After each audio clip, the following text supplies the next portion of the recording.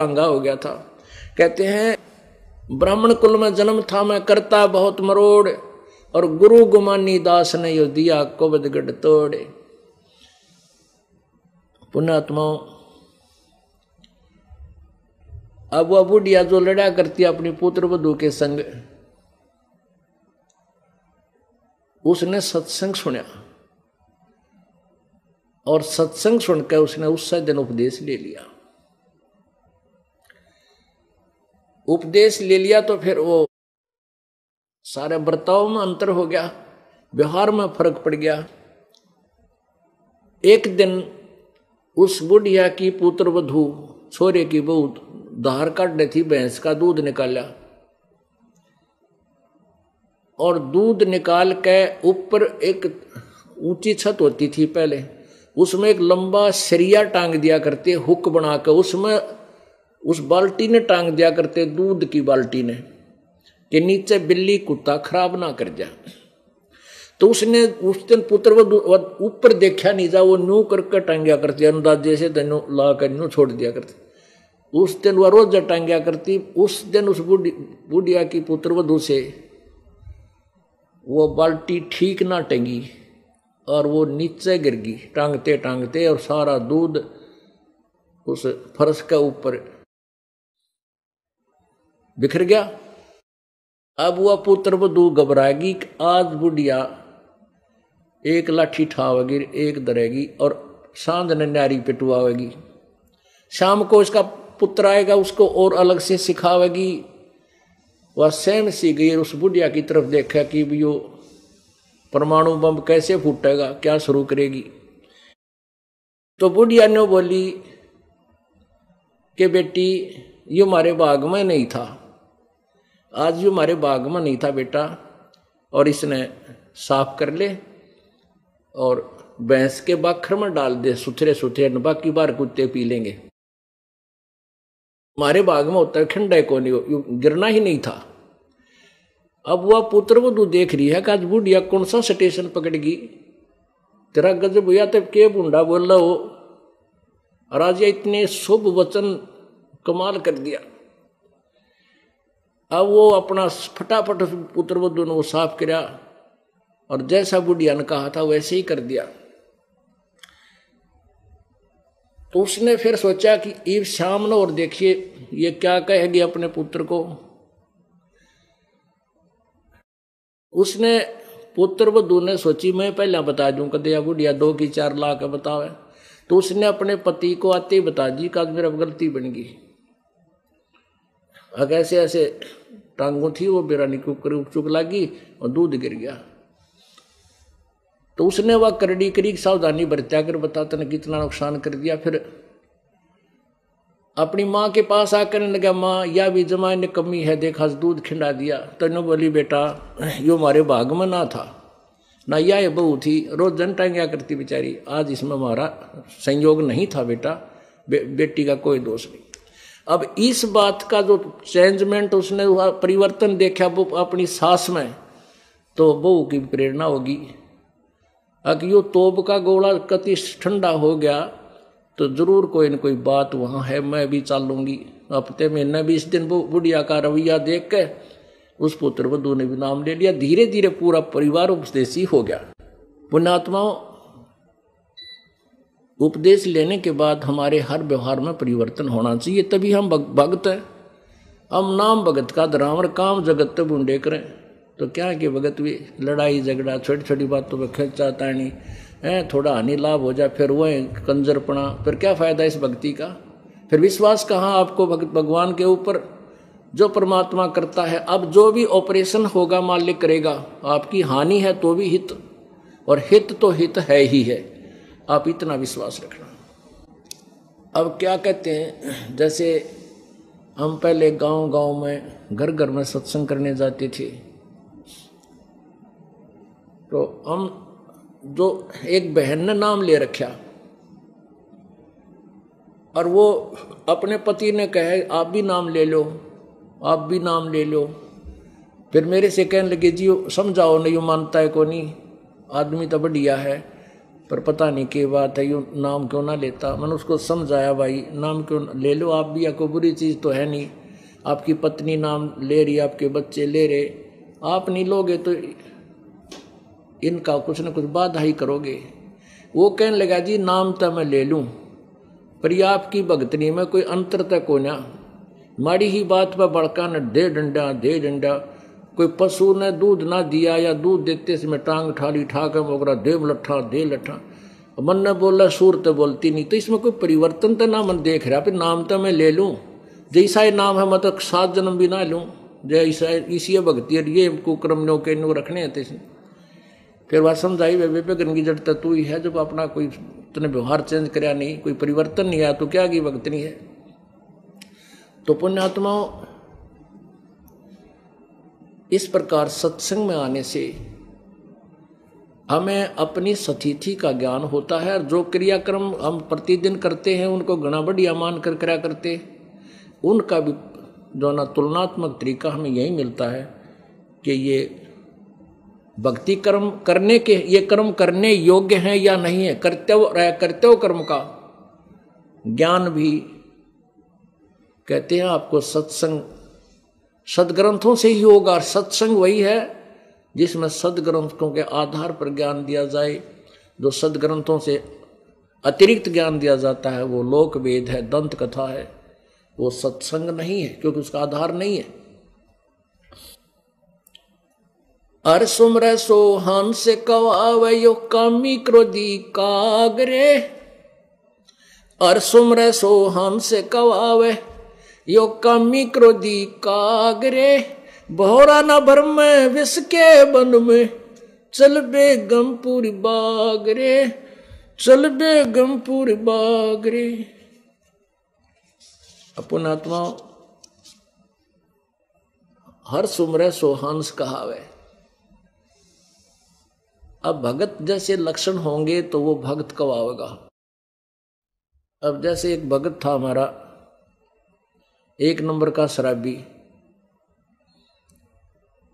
और फिर उसने नाम ले लिया, उपदेश ले लिया, शराब छोड़ दी, तो सारा गांव में उसने भगत जी कहने लग गया। पहले शराबी कहा करते थे कि वो आ गया फलाना शराबी, क्यों शराब पी कर शराब कितने गड़ी में पड़ा रहता है, ऐसे ही।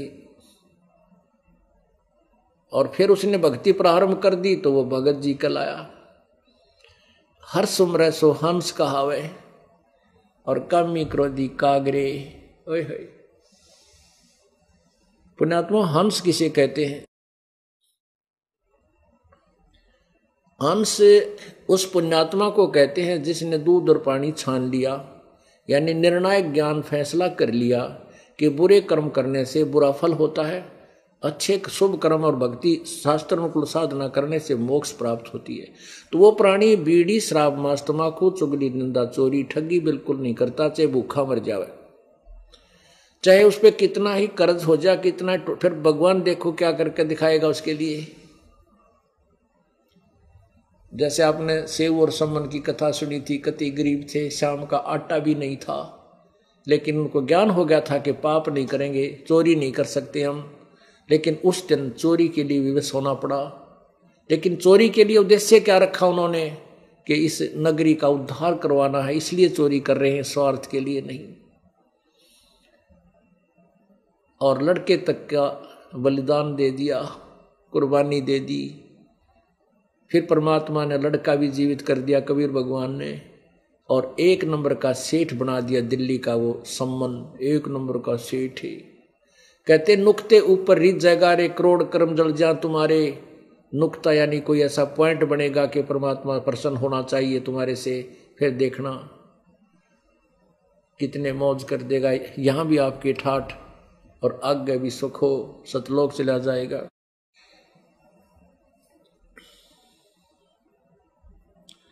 हर सुमरे सो हंस कहावे ये कामी क्रोधी कागरे।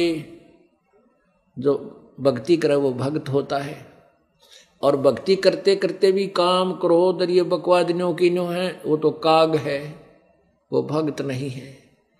जैसे बुगला और हंस एक ही जैसे पक्षी होते हैं, एक ही जैसा उनका स्वरूप होता है, लेकिन उनमें भेद, उनकी पहचान कैसे होती है? एक ही सरोवर में, एक ही झील पे बुगला होता है, वो तो मच्छी खाएगा, मछलियां खाता है, या वो गोगे खाता है, जो चिड़िया ये गोल गोल शंखले से होया करें, उनमें जीव होता है बिल्कुल जेर जैसा, उनमें फोड़ फोड़ के बुगला तो वो खाता है, और आंख बंद करें दिखा जानो जैसा भगत नहीं।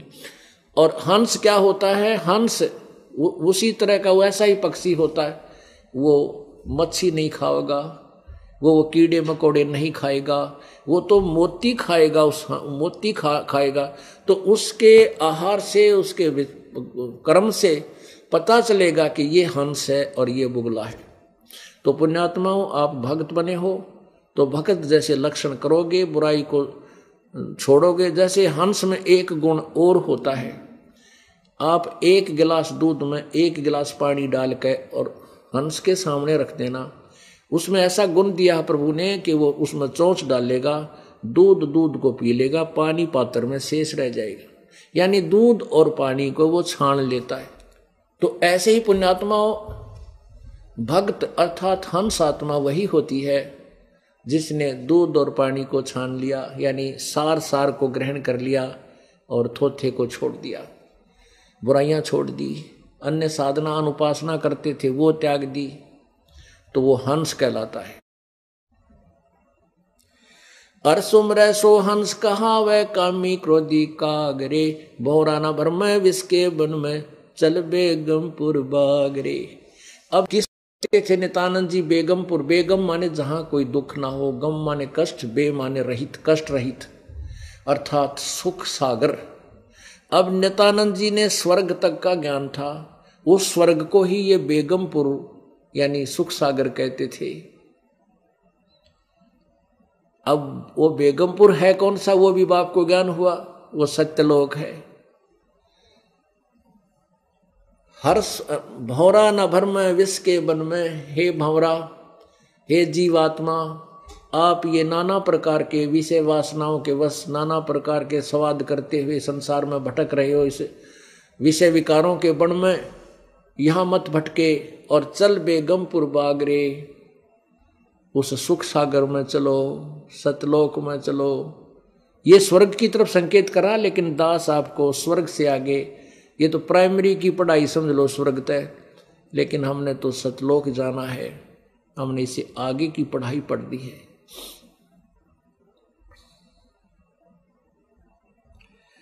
शब्द सेन सतगुरु की पिछाड़ी, पाया अटल सुहागुरु, नितानंद महबूब गुमानी, ये प्रगटे पूर्ण बागरे। शब्द सेन, शब्द सेन माने प्रवचन, सेन माने संकेत, इशारा। अब कहते हैं हमने अपने सतगुरु का संकेत समझ लिया, सेन समझ ली, इशारा समझ लिया, क्या उनके ज्ञान से निर्णय हो गया। क्या समझ लिया? मानुष जन्म दुर्लभ है, ये मिले न बारंबार, जैसे तरवर से पत्ता टूट गिरे, वो बहोर न लगे डारे। एक तो ये समझ लिया कि मनुष्य जीवन परमात्मा प्राप्ति के लिए है, ये सैन, ये संकेत, ये इशारा गुरुदेव का समझ लिया। और दूसरा ये समझ लिया कि भक्ति करनी चाहिए, भक्ति तो करनी ही करनी है, पर कौन से भगवान की करनी है? ब्रह्म की भक्ति करनी है, जैसे गीता जी में लिखा है, वेदों में लिखा है कि मेरा तो एक ओम मंत्र है। यजुर्वेद अध्याय नंबर 40 के मंत्र नंबर 15 में लिखा है कि ओम करतु समर, कलवे समर, करतुम समर। ओम नाम का जाप काम करते करते सिमरण कर, विशेष कसक के साथ सिमरण कर, मनुष्य जीवन का प्रथम कर्तव्य जान के सिमरण कर। गीता जी अध्याय नंबर 8 के मंत्र नंबर 13 में लिखा है कि ओम इति एक अक्षरम व्यवहारण ब्रह्म व्यवहारण माम अनुसमरण। मेरा एक ओम मंत्र है, मुझ ब्रह्म का ओम अक्षर, एक ओम केवल एक अक्षर है जिसका उच्चारण करके सिमरण करना है। और जो अंतिम ये पर्याति तजम देहम सयाति परमाम गतिम, जो अंतिम श्वास तक शरीर त्याग कर जाते समय तक तक भी मेरा सिमरण करता है तो परम गति को प्राप्त होता है। पुण्यात्माओं, अब ब्रह्म की साधना यदि हम करें तो क्या लाभ होगा? ब्रह्म की गीता ज्ञान दाता ब्रह्म है। वो गीता जी अध्याय नंबर 2 के श्लोक नंबर 12 में कहता है कि अर्जुन, ये मत सोच के ये सैनिक राजागण पहले नहीं थे या आगे ना होंगे या अब तू सोच रहा है। तू और मैं और ये सभी पहले भी थे, आगे भी जन्म होगा और वर्तमान में भी है। तो पुण्यात्मा, इससे एक तो ये सिद्ध हो गया कि गीता ज्ञान दाता स्वयं भी नासवान है, इसकी जन्म मृत्यु होती है। गीता जी अध्याय नंबर 4 के श्लोक नंबर 5 में कहा कि अर्जुन, तेरे और मेरे बहुत जन्म हो चुके हैं, तू नहीं जानता, मैं जानता हूं।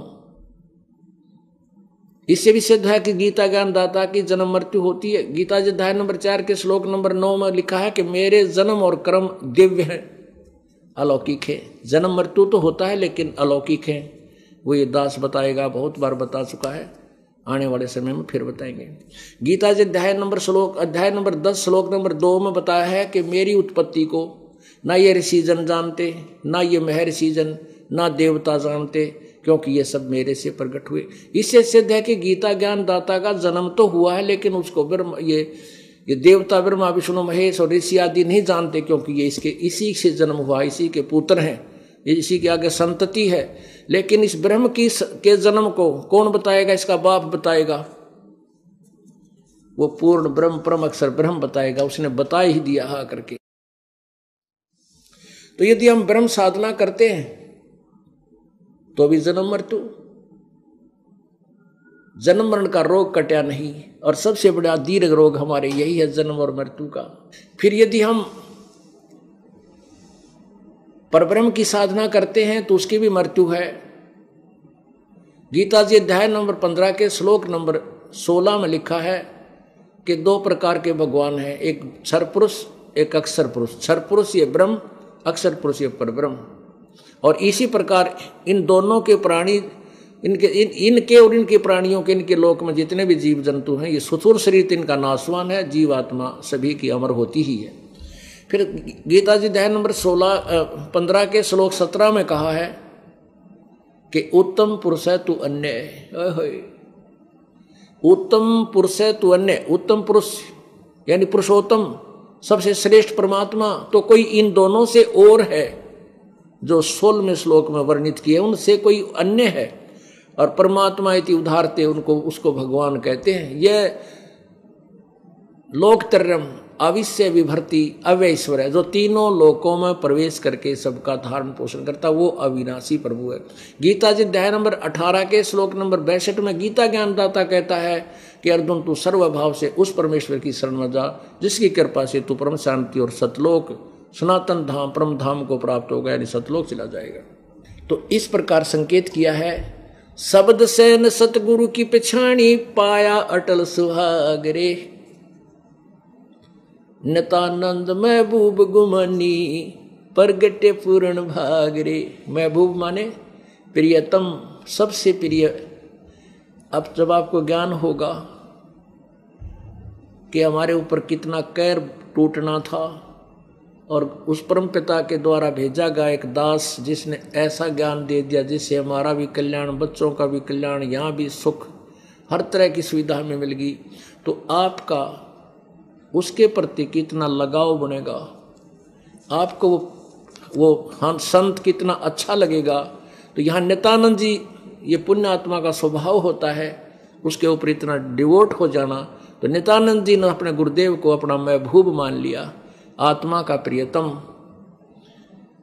कहते नित्यानंद महबूब गुमानी, वो प्रगटे पूर्ण भागरे, के मेरे कोई पूर्ण भाग थे जो ऐसे महापुरुष ने का आना हुआ और मुझे इनका ज्ञान प्राप्त हुआ।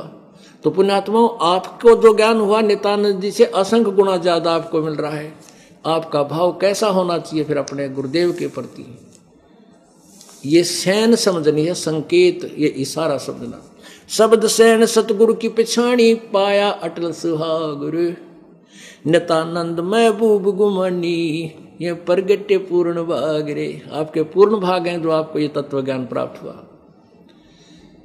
गरीबदास जी कहते हैं, समझा है तो सिर दर पाऊं, और बहोर नहीं रे ऐसा दाओ। बोलो सतगुरुदेव सत साहिब।